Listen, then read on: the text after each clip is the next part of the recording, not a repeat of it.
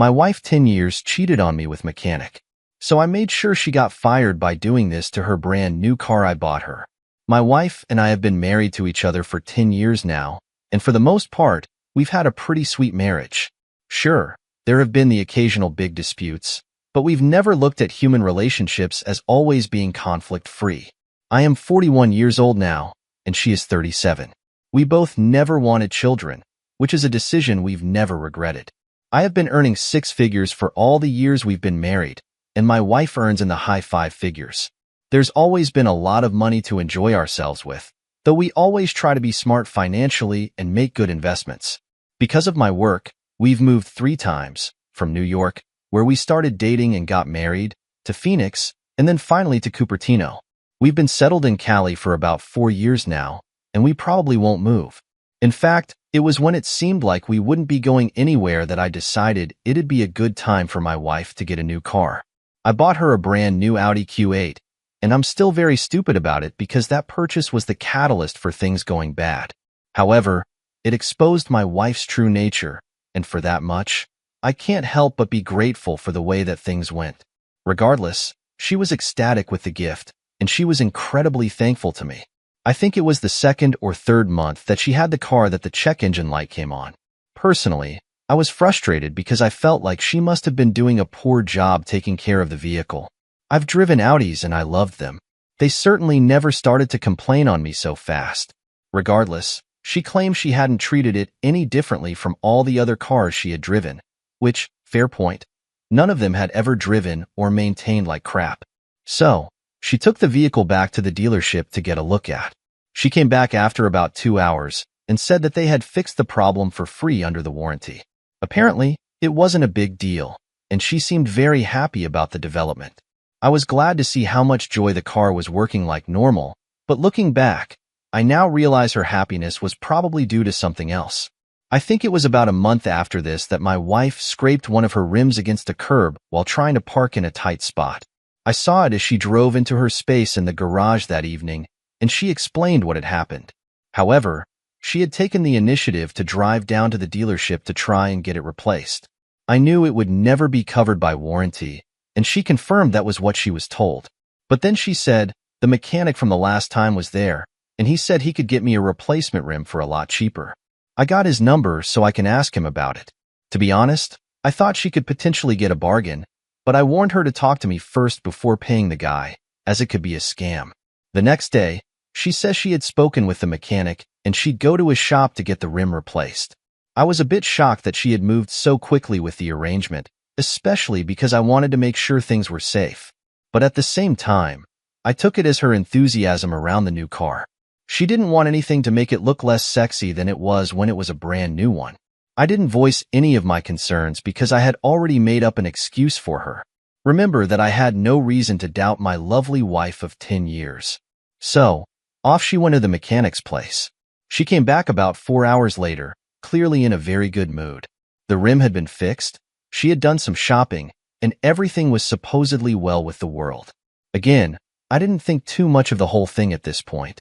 Through the next few months, a wife's car ran reliably, and there wasn't much out of the ordinary with it. However, during that time, a point came where my car's brakes were acting up.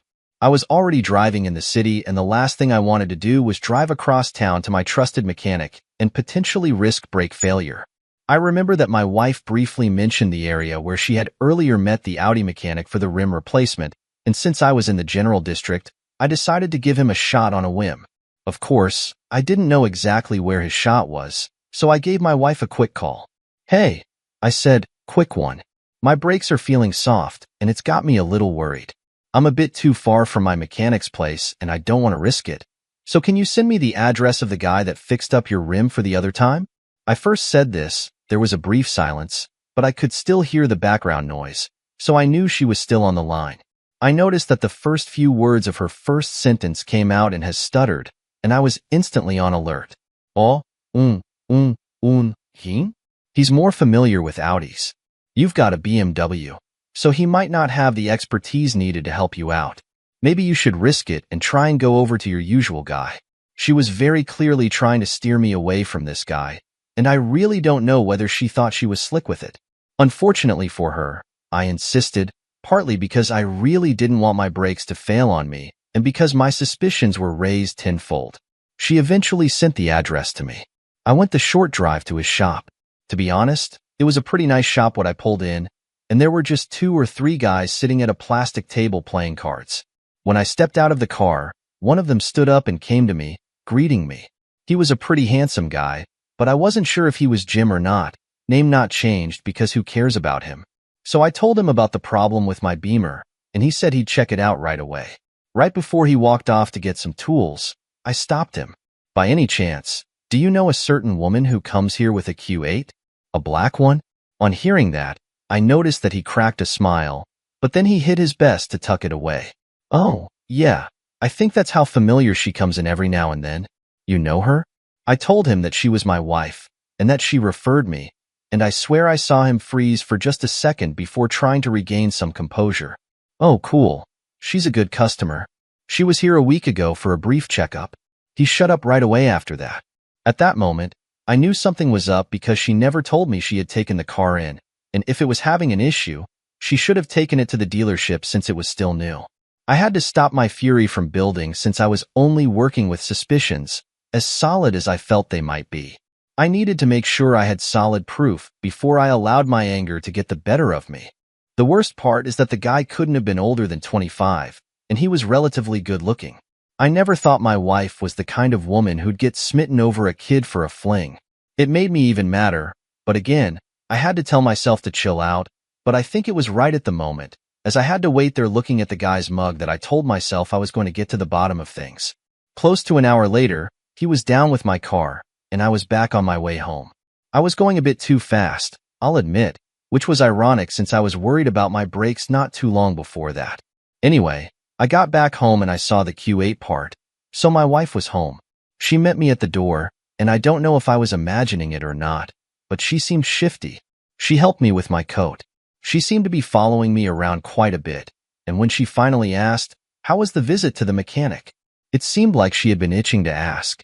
Of course, I knew better than to try and confirm my suspicions directly, so I just told her the mechanic was a nice kid, and he happened to know how to work with BMWs.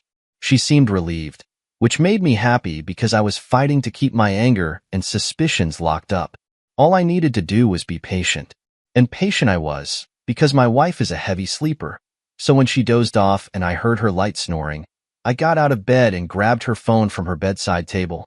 It had a passcode, but I knew it since it was the same passcode she uses on everything. I had never needed to check her phone before now, so I was scared of what I was going to find.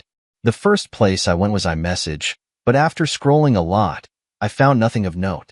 That wasn't going to be the end of my search though, so the next place I went was Messenger, and right at the top, I saw a message from a certain Jim, with the preview of the last message sent being, "Haha, me too. I loved it when you looked me through." I knew there was nothing good waiting for me behind that preview, but I had to open it. My suspicions needed to be fed, as painful as I knew it was going to be. You drove me crazy with your tongue last time. I loved it so much. Meto. I loved it when you looked me from top to bottom. I'm getting wet just thinking of it.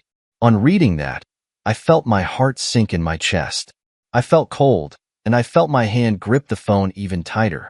I really can't describe the emotions I felt at that moment, but it was some combination of betrayal, heartbreak, and pure undiluted pain. Yet, I kept reading. I had to know everything. I had to know when it started, what they had done, when they had done it, and so on. My curiosity carried me all the way to the top of their conversation with each other and everyone. All I can say is that I've never felt such deep pain before, ever.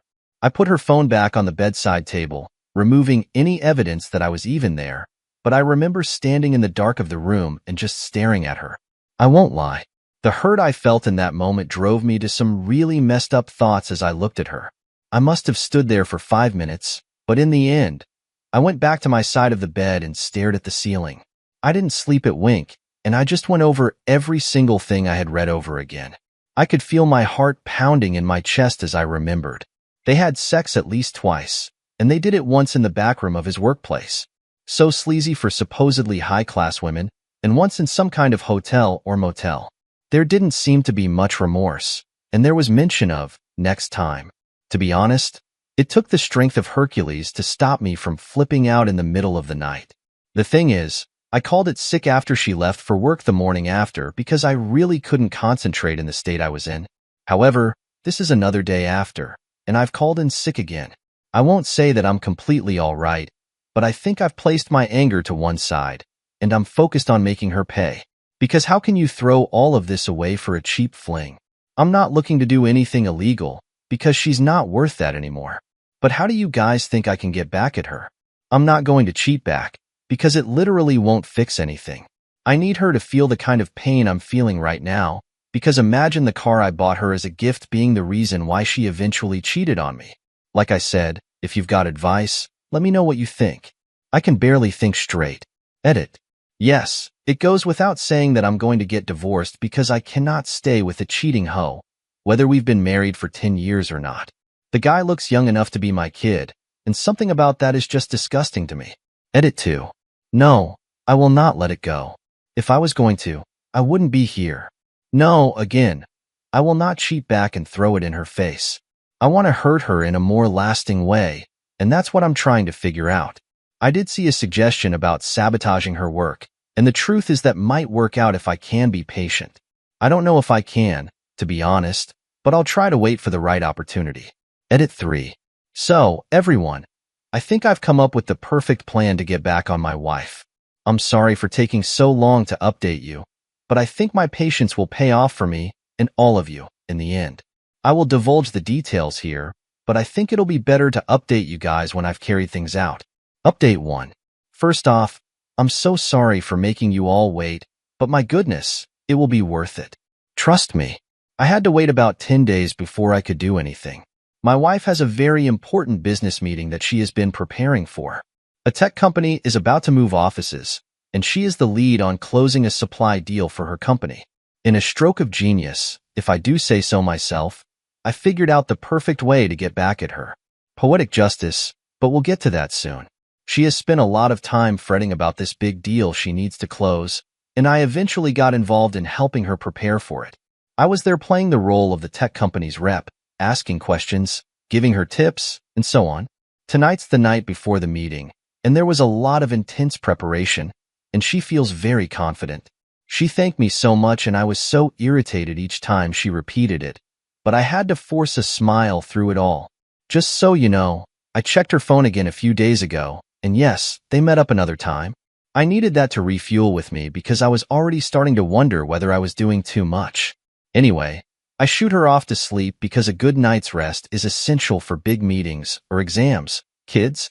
Once I heard her soft snoring, I knew it was time for me to move. I went straight to the garage and towards her car, popping open the driver's side door. In case you don't know, the battery for the Q8 is under the driver's floorboard, but I know this and I went straight for it, disconnecting the terminals. Besides that, I put everything right back the way I found it and attempted to start the vehicle. Risky, I know, but our garage is insulated well enough to absorb most of the sound. When I didn't make a sound, I knew I was good to go. I wasn't done yet though, oh no. Next up, I went to my own car and deflated one tire by a lot. It was clear to me that once she couldn't get her car started, she begged to take mine because of how important her meeting was. I could Uber to work or something after all. Like I said, she sleeps heavily, and I pretty much always wake up before her. So, I grabbed her phone from her bedside table, and I've turned off the alarm she has for 6.30. I know that I will probably sleep like a baby tonight, even with my cheating wife beside me. I feel like Dr. Frankenstein waiting to watch this creation come to life. I'm sitting in bed right now, bubbling with excitement, and I decided to let you guys know what I'm planning for. Just wish me luck that everything goes according to plan. Update 2. Hello, gentlemen. Do I have some amazing news for you? As expected, I woke up before her at 6:45, and I turned her alarm back on.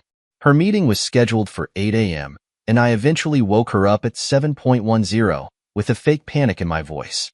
Honey, wake up, wake up. Your alarm didn't go off. She ran straight to the bathroom, and I heard the tap go on right away. Yep, during that time, I was looking for ways I could delay her even further. That's how invested I was in her downfall at this point, because I've never been a bad-looking dude, and I could have slept with countless girls over the years, but I didn't because I thought marriage meant something. Apparently not. It was 7:55 by the time my wife had brushed her teeth, showered, picked out an outfit, done her makeup, and had a quick cup of coffee. No, I didn't start the machine for her like I usually do. I heard her get into her car in the garage and close the door, and I waited to hear if the car would magically turn on, but of course, it didn't. She shouted from the garage after about 2 minutes, and I walked over to where she was. "What's up with your car?" I put on my best concerned look. "Pop the hood. Let me take a quick look for you." She did just that, and I looked around, checked the oil, tapped a few things, and asked her to try again. I did this for another 5 minutes. My aimless actions changed nothing, of course. "Maybe it's the battery," I said. "It's not even attempting to turn on. So probably the battery, but I can't figure out where it is in the engine bay." She was barely listening to me because she was fretting. I thought I could see her eyes watering. She knew what was on the line, and I felt like the greatest sense of showed and fraud any man has ever felt in that moment. It took her a while. It was 8:15 before she said, "Let me take you a car." She ran inside to get my key before I could even respond in the affirmative. It would take her about 20 minutes to get to work now since she had beaten the work time rush. As she ran out, I had to shout at her, "Wait, I have a flat, hold on." She looked like she was going to rip her hair out. She rushed to my trunk and brought out the portable pump I used, setting it up herself. It took a few minutes before it was fully inflated. She packed up the pump, tossed it in the back seat, and got into the car. I was hoping to drag things out a bit more, but she had taken care of things herself. My job was done and I watched as she drove off, a bit too fast. At that moment, I did hope she wouldn't get into an accident, but that was where my concern ended. I went back inside and logged into my work from my laptop. I knew it was going to be a waiting game at that point, and I had things to do. I decided to make it a remote work day since I could use my wife taking my car as an excuse. My bosses loved me, so that wasn't too much of an ask from them. I felt like forever, though. I kept trying to keep my mind off whether my revenge plot was working the way I wanted it to, but it was hard. It was so hard to concentrate, but I did my best.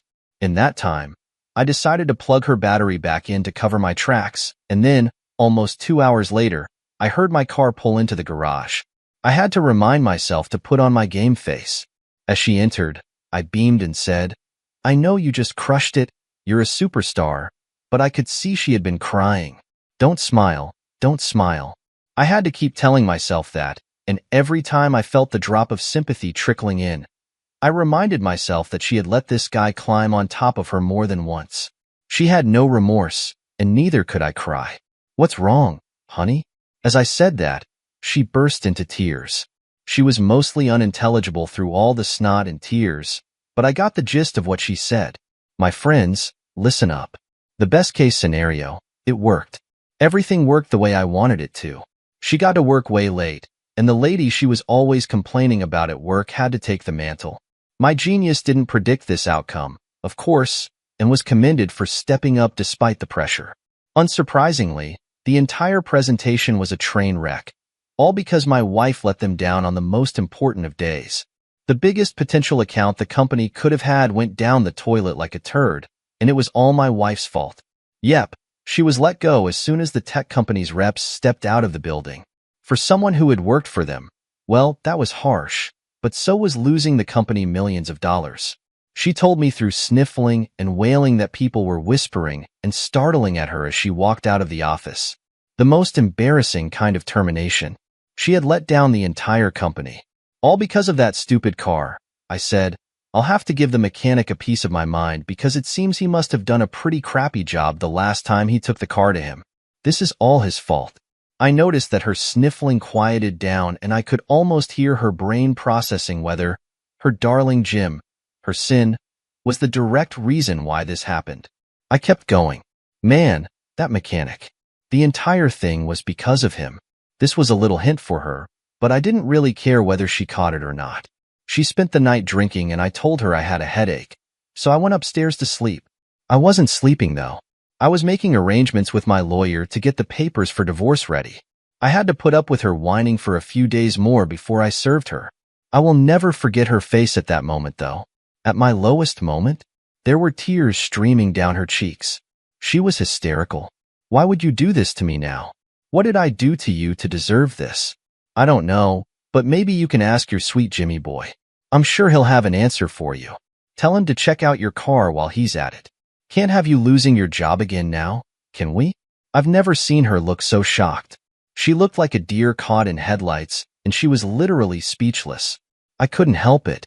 I actually laughed in her face right there. I was sick and tired of her at this point. Pack up your things and find somewhere else to go. I'll give you some hours. And from there, I took off. I drove around town trying to make sense of my emotions. I'll admit there was a blend of sadness, joy, relief, and pain, but there was definitely no regret. By the time I got back, it was dark and she was gone. It's been 2 weeks since then, and she hasn't come back. My emotions were very complex otherwise. I would have updated all of you earlier, but things are over. There are no kids to worry about, and I already told her parents everything, so I know they won't come to join her to grovel. I feel good though, like a cancer has been cut out of my life. It took some healthy flesh with it, but it is honestly for the better. I'm not too old, so I have a lot of life ahead of me. About Jim, I considered finding a way to punish him for his role in all of this, but he's pretty much just a kid and my wife was the cougar in this situation. I think I'll let him off the hook, but I might change my mind. If I do, I'll let you guys know, but for now, that's it. I really appreciate all of your comments and support through this. Just remember guys, it's never going to be worth staying with a cheating partner.